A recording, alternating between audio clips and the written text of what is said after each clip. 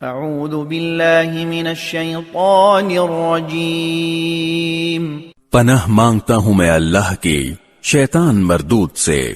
وقال الذی آمن یا قوم اتبعون اہدکم سبیل الرشاد،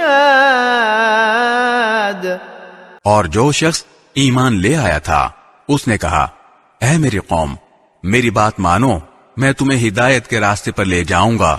یا قوم انما هذه الحیاة الدنیا متاع وان الآخرة هی دار القرار۔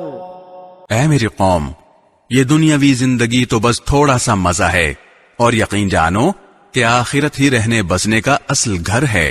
من عمل سیئة فلا يجزى إلا مثلها ومن عمل صالحا من ذكر أو أنثى وهو مؤمن فأولئك يدخلون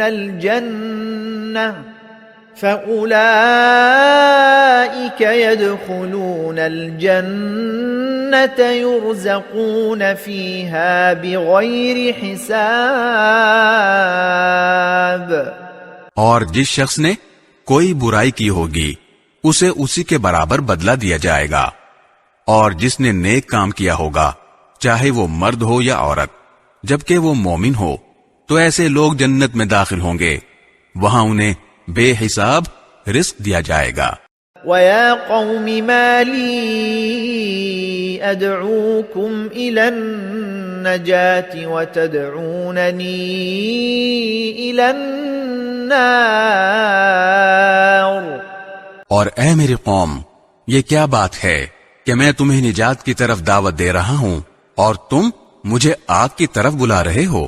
تدعونني لأكفر بالله وأشرك به ما ليس لي به علم وأنا أدعوكم إلى العزيز الغفار۔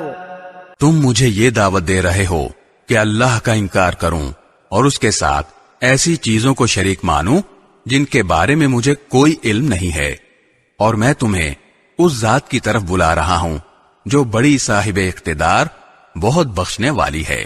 لا جرم ان ما تدعونني اليه ليس له دعوة في الدنيا ولا في الآخرة وان مردنا